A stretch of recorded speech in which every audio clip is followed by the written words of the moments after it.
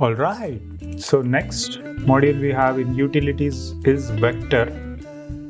Let's start with combine XYZ.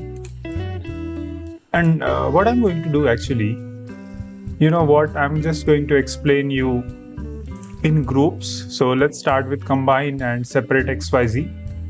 As its name says, it is going to combine the XYZ value. So let's just do, if I put this vector here and if I do 1, 1, 1, you will see it is combining the X, Y, and Z value, just similar to this, but yeah, obviously this is just an example, but you can use it anywhere you like.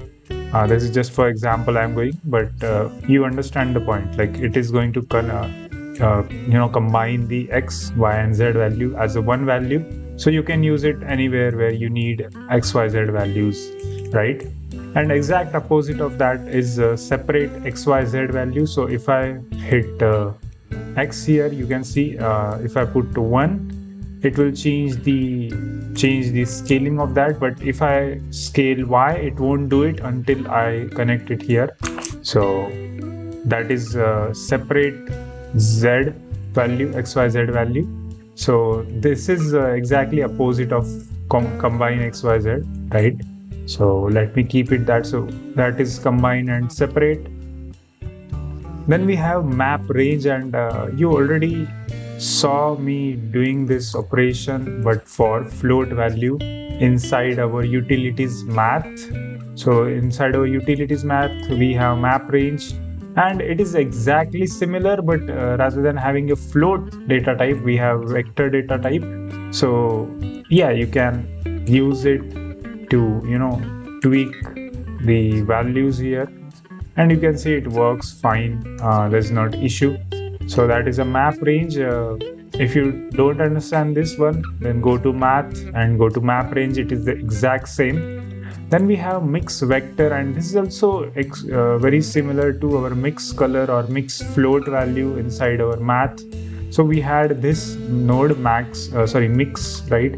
So this is exactly same, but this does for vector and color and rotation. There is a separate value. But if I do that, if I do 1, and you can see it is tweaking in between that, right? So it is mix vector, separate XYZ. I already told you.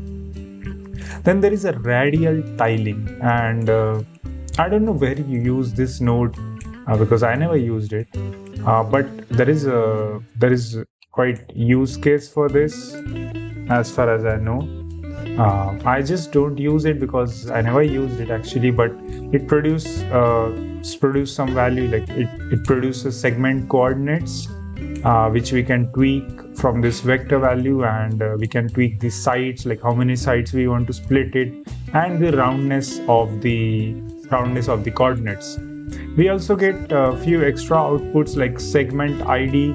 So it changes, I guess, according to this value, but this is, I guess, segment ID only works with 0 and 1. So it's like an indexing, but from 0 to 1, which means like a Boolean value. Then we also have segment width value, which gives segment width, but in X, Y, and Z. So it basically like a scaling operation. So if I do that there, and if I disable that, right, and then I guess it will do the job. Yes, it will do something like that. Then we also have segment rotation, which is going to rotate that thing. But rather than keeping it here, let's do that. Yeah, it is going to rotate that. So I actually never used radial tiling that much, but quite helpful node, right? Then we have vector curves. As its name says, it is a curves, but on vector, right? So the way it works is very, very simple. Just like our RGB curve or our float curve, it takes the vector value. So in our float curve, it takes the float value, right? In RGB curves, it takes the color value, but in vector curves, it takes the vector value. And we can pretty much modify the graph if we want, right? We can tweak the graph from here. So it is that, but it gives us freedom with this values and graph. So it is a vector graph. Then we have vector math. Now this is very interesting node. Now you might be wondering what is exactly difference between a vector math and a normal math value. So in math, in the normal math node, right, it actually take a single value in account, which means the either x, let me actually correct, either x or y, and let me actually do this. Okay, so either it takes x or y, but if you notice in our vector math we have three inputs, x, right, let me do x, y and z, 1, 2 and 3, and similarly x, y and z for second vector as well. So it takes multiple vector values in account in order to make it work.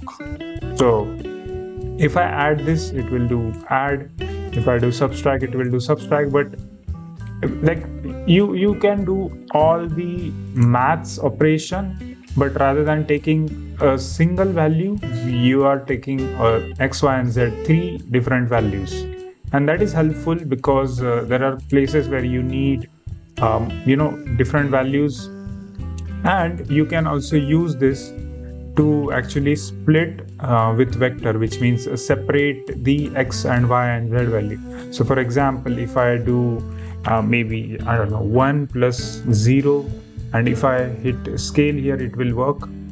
Let me actually do that.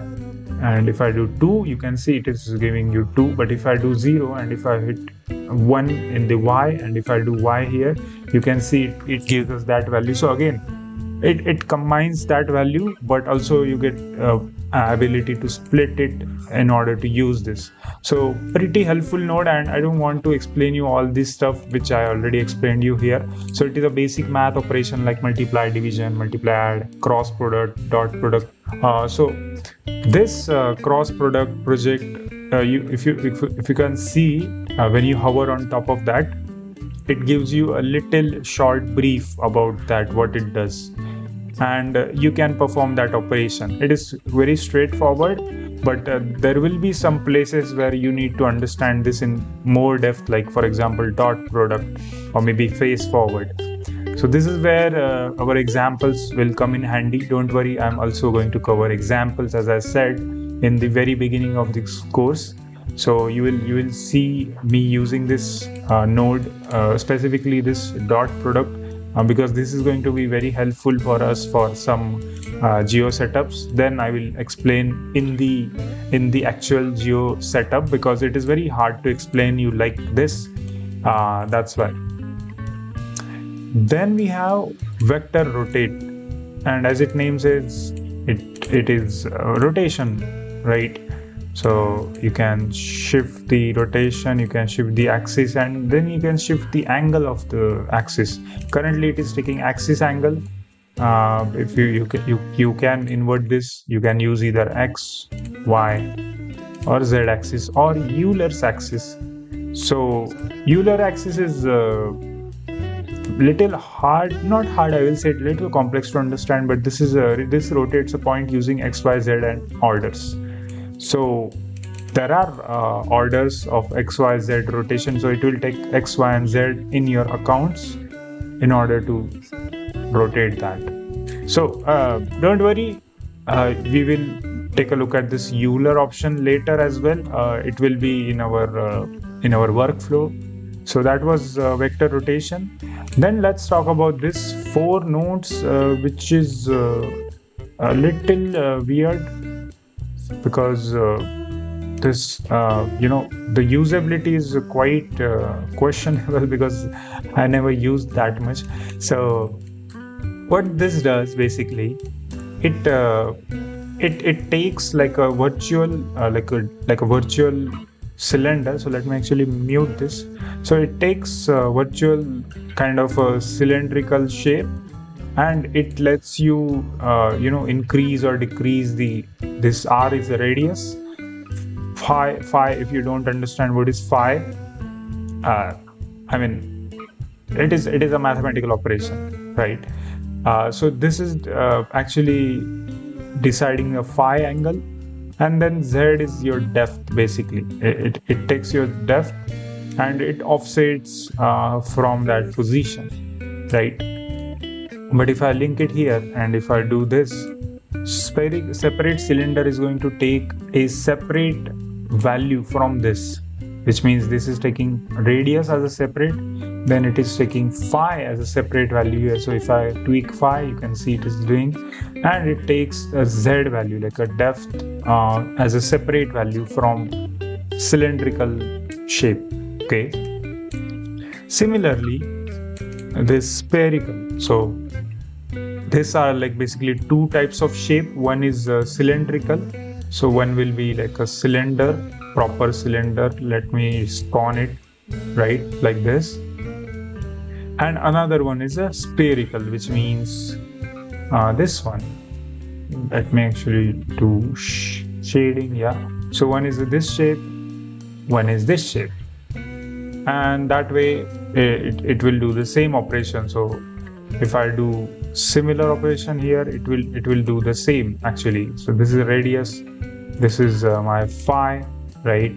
And this is my theta. So it works exactly similar like this, but rather than taking a cylinder, it is taking a sphere, right? And I guess that is it.